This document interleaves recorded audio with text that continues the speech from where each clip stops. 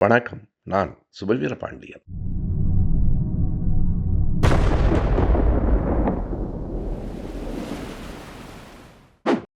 பகவத்கீதையின் 4வது அத்தியாயத்தின் 13வது பாடலின் முதல் வரி சதுர் வருணம் மயா சிருஷ்டம் என்றிருக்கிறது. அதாவது இந்த 4 வருணங்களையும் நானே படைத்தேன் என்று கிருஷ்ணன் சொல்வதாக இருக்கிறது என்று கேட்டால் இல்லை, பிறப்பின் அடிப்படையில் அது சொல்லப்படவில்லை. குண கர்ம விபாகஷ என்று அடுத்த வரி இருக்கிறது. குணத்தின் அடிப்படையிலும் செயலின் அடிப்படையிலும் தான் அப்படி வருணங்கள் ஏற்பட்டிருக்கின்றன என்று இப்போது சிலர் புது வியாக்கியானத்தை சொல்லுகிறார்கள். இதற்கு மிகச் சரியான ஒரு விடையை தோழர் அருள்மொழி அவர்கள் புதிய குரல் சார்பில் நடைபெற்ற ஒரு கூட்டத்தில் பேசியிருக்கிறார். 1.5 மணி நேரம் அந்த பேச்சு என்றாலும் ஆழ்ந்து கவனிக்க வேண்டிய உரை. அந்த பேச்சினுடைய இறுதி பகுதியில் ஆதிசங்கரர் எழுதியிருக்கிற பிரம்ம சூத்திர பாஷ்யா என்கிற புத்தகத்திலிருந்து சில வரிகளை அவர் எடுத்து படிக்கிறார். அதில் ஒரு வரி, born Shudra has no right to knowledge, சூத்திரனாக பிறந்தவனுக்கு அறிவை பெறுவதற்கு உரிமை இல்லை என்று இருக்கிறது. சூத்திரனாக பிறந்தவனுக்கு என்பதை குறித்து கொள்ள வேண்டும். இதைவிட அழுத்தமான ஒரு சான்றை யாரும் கொடுக்க முடியாது. தன்னுடைய 3 குழந்தைகளோடும் லண்டனுக்கு புறப்பட்டு கொண்டிருந்த ஒரு மகிழ்ச்சியான குடும்பம். விமானம் புறப்படுவதற்கு முன்னால் எடுத்துக்கொண்ட புகைப்படம். இன்னொரு மாணவி, ராஜஸ்தானைச் சேர்ந்தவர், முதல் மதிப்பெண் பெற்று தன் மேல் படிப்பை தொடர்வதற்காக லண்டனுக்கு புறப்படுகிறார். விமான பணிப்பெண்ணாக வேலை கிடைத்திருக்கிறது. மணிப்பூரைச் சேர்ந்தவர். இன்னும் பல ஆண்டுகள் வானில் பறக்கப் போகிறோம் என்கிற கனவோடு அந்த விமானத்தில் ஏறியிருக்கிறார். ராஜஸ்தான் பெண் ஒருவர், திருமணமாயிற்று. கணவர் அழைத்துக் கொள்ளுகிறேன் என்று சொல்லிவிட்டு லண்டனுக்கு போனார். விசா கிடைத்திருக்கிறது. அந்த பெண் தன் கணவனை பார்க்க, தன் வாழ்க்கையை தொடங்க இங்கிருந்து புறப்படுகிறார். அந்த மாநிலத்தின் முன்னாள் முதலமைச்சர். இப்படி எத்தனை பேர் எல்லோரையும் சுமந்து பறந்த அந்த விமானம் சில நிமிடங்களிலேயே கீழே விழுந்து அத்தனை பேரையும் எரித்து விட்டது. கீழே விழுந்தவை ஒரு விமானமும் 1000 கனவுகளும். 1942ஆம் ஆண்டு முதல் இன்று வரையில் வெளிவந்து கொண்டிருக்கிற ஒரு ஏடு முரசொலி என்பதை நாம் அறிவோம். ஆனால் அது வெறும் ஏடன்று. அதை கொண்டு வருவதற்கு தலைவர் கலைஞர் அவர்கள் எத்தனை போராட்டங்களை சந்தித்திருக்கிறார் என்பதை பார்த்தால் அதுவே ஒரு வரலாறு என்று தோன்றும். 42 ஆகஸ்ட் 10ஆம் தேதி முதல் முரசொலி வெளிவந்தது என்றாலும் அது வெறும் துண்டறிக்கையாகத்தான் வந்தது. அதனையும் கூட தொடர்ந்து நடத்த முடியவில்லை. பிறகு 48ஆம் ஆண்டிலிருந்து வந்தது. நின்று போன முரசொலி 54ஆம் ஆண்டிலிருந்து வார இதழாக வந்தது. அது எப்போது நாடேடாயிற்று? பெரியார் பிறந்த நாளில். அதுவும் பெரியாரை விட்டு பிரிந்திருந்த நேரத்தில், திமுகவில் இருந்த நேரத்தில் கலைஞர் அவர்கள் பெரியார் பிறந்த நாளான செப்டம்பர் 17ஆம் நாளன்றுதான் 1960ஆம் ஆண்டு முரசொலியை ஒரு நாடேடாக நடத்த தொடங்கினார். ஒவ்வொரு கட்டத்திலும் அவர் சந்தித்த சிக்கல்கள் பல. அது துண்டறிக்கையாக வருகிற போது கூட அதில் வந்த செய்திக்காக சிதம்பரத்திற்கு கூட்டத்திற்கு வரக்கூடாது என்று கலைஞருக்கு காவல்துறை தடை விதித்தது. பிறகு வார ஏடாக ஆன பிறகு முகவர்கள் பணம் தரவில்லை. எத்தனையோ போராட்டங்களை சந்தித்துத்தான் முரசொலி இன்றைக்கும் வெளிவந்து கொண்டிருக்கிறது. கள் என்பது போதை பொருள் இல்லை, அது விவசாயத்தின் விளைபொருள் என்று சொல்கிறவர்கள் வள்ளுவர் காலத்திலேயும் இருந்திருப்பார்கள் போல தெரிகிறது. அவர்களுக்காகவே கள் உண்ணாமை என்று ஓர் அதிகாரத்தையே வள்ளுவர் எழுதியிருக்கிறார். 10 குறட்பாக்களில் கள்ளின் தீமைகளை எடுத்துச் சொல்லும் வள்ளுவர் ஒரு குறளில் உண்ணற்க கள்ளை என்று ஓர் ஆணையாகவே அதனை வெளிப்படுத்துகிறார். ஏன் கள்ளை அருந்தக்கூடாது?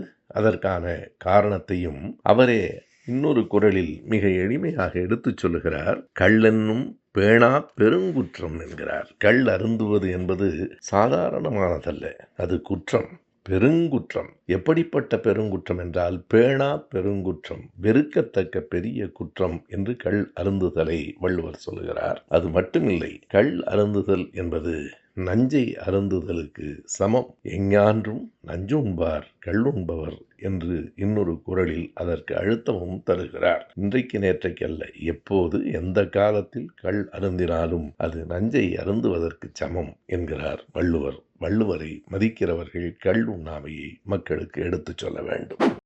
பல ஆண்டுகளுக்கு முன்பு ஆனந்த விகடனில் படித்த அந்த சின்னஞ்சிறுகதை இன்னும் நினைவில் நிற்கிறது. தாத்தா இறந்து போன பிறகு அவர் பாடுபட்டு உழுத அந்த நிலம் இனி தங்களுக்கு பயன்படாது என்று கருதி பேரப்பிள்ளைகள் அதை விற்றுவிட்டு ஓர் அழகான காரை வாங்கினார்கள். கார் அவர்களுக்கு பயன்பட்டது. காரில் அந்த பிள்ளைகளின் அப்பா அம்மா எல்லோரும் ஏறி மகிழ்ந்தார்கள். அந்த கார் அவர்களுக்கு ஒரு பெருமையையும் பெற்று தந்தது. ஆனாலும் அந்த பிள்ளைகளுக்கு ஒரு பெரும் குறை. எவ்வளவோ சொல்லியும் சாகும் வரை அந்த காரில் பாட்டி ஏறவே இல்லை. ஏற மறுத்து விட்டார். என்ன காரணம் என்று அந்த பிள்ளைகளுக்கு புரியவில்லை. அவர்களுக்கு அது கார். ஆனால் அந்த பாட்டிக்கு அது வெறும் கார் இல்லை, அவளுடைய கணவன் உழைத்து பாடுபட்ட அந்த நிலம். எனவே எந்த ஒன்றும் எதுவாக இருக்கிறது என்பது ஒரு புறம், அதை நாம் எவ்வாறு பார்க்கிறோம் என்பது இன்னொரு புறம். பார்ப்பதை பொறுத்தே ஒவ்வொன்றின் மதிப்பும் இந்த உலகத்தில் அமைகிறது, மாறுகிறது.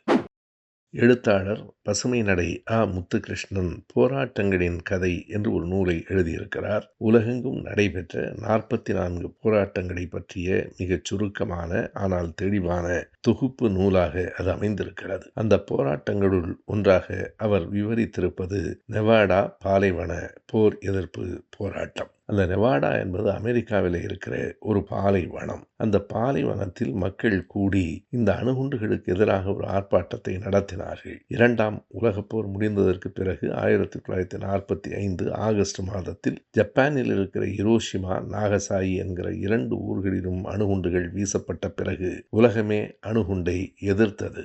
ஆனாலும் அமெரிக்கா 1980 ஆண்டு அந்த நெவாடா பாலைவனத்திலே சில அணுகுண்டு பரிசோதனைகளை செய்தபோது நெவாடா பாலைவன அனுபவம் என்கிற பெயரில் அங்கே மக்கள் கூடி போராட்டத்தை தொடங்கினார்கள். அமெரிக்காவின் பல பகுதிகளிலிருந்தும் மக்கள் அந்த இடத்திற்கு வந்தார்கள். பிறகு அமெரிக்காவில் மட்டும் 536 இடங்களில் அந்த போர் எதிர்ப்பு ஆர்ப்பாட்டங்கள் நடைபெற்றன. வரலாற்றில் குறித்து கொள்ள வேண்டிய அந்த போராட்டம் பற்றி விரிவாகவே முத்துகிருஷ்ணன் எழுதியிருக்கிறார். 20ஆம் நூற்றாண்டின் உலக புகழ்பெற்ற கவிஞர்களில் ஒருவரான சிலி தேசத்தை சார்ந்த பாப்லோ நெருடா 1973ஆம் ஆண்டு மறைந்து போனார். ஆனாலும் அவருடைய துணைவியாரின் முயற்சியால் 1986ஆம் ஆண்டில் பாப்லோ நெருடா ஃபவுண்டேஷன் என்ற ஒரு அமைப்பு உருவாக்கப்பட்டது. அந்த அமைப்பு அவருக்கு சொந்தமான இடங்கள், வீடுகள் எல்லாவற்றிலும் தேடிய போது அவர் எழுதி வைத்திருந்த பல கவிதைகள் கிடைத்திருக்கின்றன. அவை வெளியிடப்படாத கவிதைகள். அந்த கவிதைகளெல்லாம் அவர்கள் தொகுத்து 2014ஆம் ஆண்டில் ஸ்பானிஷ் மொழியிலும் 16ஆம் ஆண்டு ஆங்கிலத்திலும் வெளிக்கொண்டு வந்திருக்கிறார்கள். சில கவிதைகள் பாதியில் நின்று போயிருக்கின்றன. அவருடைய ஸ்பானிஷ் மொழியிலான கையெழுத்தும் அந்த புத்தகத்தில் பதிவாகி இருக்கிறது. அவர் புரட்சிகரமான கவிதைகளை மட்டுமல்ல, மிக அழகான காதல் கவிதைகளையும் எழுதியவர் என்பதை நாம் அறிவோம். காதலிப்பதற்கு சில நாள்கள் போதும், ஆனால் மறப்பதற்கு நெடுநாள்கள் தேவை என்று அவர் எழுதிய அந்த காதல் கவிதையைப் போல இந்த புத்தகத்திலும் பல காதல் கவிதைகள் கிடைக்கின்றன. முதல் கவிதையே I touch your feet in the shade, your hands in the light என்று தொடங்குகிறது. 90 ஆண்டுகளுக்கு முன்னால் திருவாரூர் அக்ரஹாரத்தில் பிறந்த ஒரு ஆண் குழந்தைக்கு தியாகராஜன் என்று பெயர் சூட்டினார்கள். ஒரு ஏழ்மையான குடும்பத்தில் பிறந்ததால் பள்ளி படிப்புக்கு மேல் படிக்க முடியவில்லை. அந்த ஊரின் நகர்மன்ற தலைவராக அப்போது இருந்த சாம்பசிவன் அந்த இளைஞனுக்கு சொன்னார், நீ திருச்சிக்கு போய் ஐயா பெரியாரை பார், அவர் உன் படிப்புக்கு உதவுவார் என்றார். இவன் கேட்டான், அக்ரஹாரத்தில் பிறந்த எனக்கும் உதவுவாரா என்று. உதவுவார், படிப்பதற்கென்றால் யாருக்கும் உதவுவார் போ என்று சொன்னார். பெரியாரை வந்து பார்த்த பிறகு பெரியார் தான் அந்த இளைஞன் தியாகராஜனை ஒரு ஆசிரியர் பயிற்சி பள்ளியிலே சேர்த்து விட்டார். அவனுக்கு தேவையான புத்தகங்களை எல்லாம் மணியம்மையார் வாங்கி கொடுத்தார். அந்த இளைஞனும் அதற்கு பிறகு பெரியாருக்கு மட்டுமின்றி பெரியாரின் கொள்கைகளுக்கு உண்மையாக இருந்தான். பூணூல் அணிய மறுத்து விட்டான். கடைசி வரைக்கும் பெரியாரிய கொள்கையை சார்ந்தே எழுதுவேன் என்று தான் எடுத்துக்கொண்ட கொள்கைக்கு நேர்மையாக இருந்தான். கொக்கிரகுளம் சுல்தான், ஜான் நாசர், தெரிந்தார்க்கு இனியன் என்று பல புனைப்பெயர்களில் அவன் எழுதினான், புகழ் பெற்றான். இப்போது அந்த எழுத்தாளரை எல்லோருக்கும் தெரியும், தியாகராஜனாக இல்லை, சின்ன குத்தூசியாக.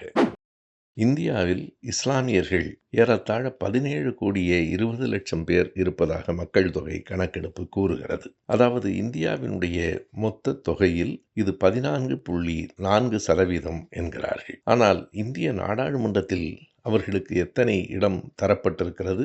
அவர்களுக்கு உரிய இடம் என்று சொன்னால் குறைந்தது 77 நாடாளுமன்ற உறுப்பினர்கள் இருக்க வேண்டும். ஆனால் இப்போது நாடாளுமன்றத்தில் வெறும் 24 பேர் தான் இருக்கிறார்கள். அந்த 24 பேர் என்பது 4.5%. அவ்வளவுதான். அந்த 24 பேரில் ஒருவர் கூட ஆளும் கட்சியைச் சேர்ந்தவர் இல்லை என்பது இன்னொரு கொடுமையான ஒரு செய்தி. ஏன் இல்லை?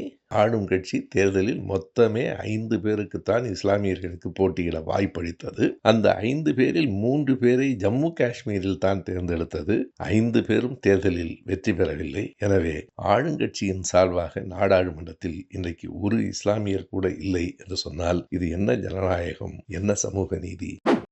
தாய்மானவர், பட்டினத்தார், சித்தர்கள் பாடல்களை படிக்கிற போது சில நேரங்களில் ஒரு விதமான விரக்தி இந்த பாட்டிற்குள் தோய்ந்திருக்கிறதோ என்று தோன்றும். அது உண்மைதான். ஆனால் அதனை தாண்டி நம்மை அமைதிப்படுத்துகிற, வாழ்வின் நிலையாமையை உணர்த்துகிற ஆழ்ந்த சிந்தனைகளும் அந்த பாடல்களுள் உண்டு. தாய்மானவர் எழுதியிருக்கிற பரிபூரண ஆனந்தம் என்கிற தலைப்பிலான பாடல்கள் அப்படிப்பட்ட உணர்வுடையவை. அவை சொல்லும் பணம், பதவி, புகழ் என்று அலைகிற போது அந்த மனத்திற்கான ஒரு சரியான திசையை அந்த பாடல்கள் காட்டும். எப்போதும் மனம் நிறைவடைந்து விடாது. அகிலமெல்லாம் கட்டி ஆண்டாலும் ஆசைக்கோர் அழகில்லை என்று சொல்லும். இன்னும் இன்னும் என்றுதான் இந்த மனம் கேட்கும். இந்த உலகத்தில் எதை வேண்டுமானாலும் நாம் செய்து விடலாம். கந்து மதக்கரியை வசமாய் நடத்தலாம். கரடி வெம்புலி வாயை கட்டலாம். ஒரு சிங்கத்தின் மீதும் மேற்கொள்ளலாம். எல்லாம் செய்ய முடியும். எது முடியாது என்றால் சிந்தையை அடக்கி சும்மா இருக்கிறதென்ற திறம் அரிது என்று தாயுமானவர் சொல்லுவார். கடைசியாய் அவர் எழுதுவார், நீங்கள் எத்தனை பணம், எத்தனை பதவி, எத்தனை புகழ் பெற்றிருந்தாலும் இந்த வாழ்க்கையை பற்றி சிந்தித்து பார்த்தால் யோசிக்கும் வேளையில் பசிதீர உண்பதும் உறங்குவதுமாக முடியும் என்பார். அதற்குள் ஓர் ஆழ்ந்த பொருள் இருக்கிறது.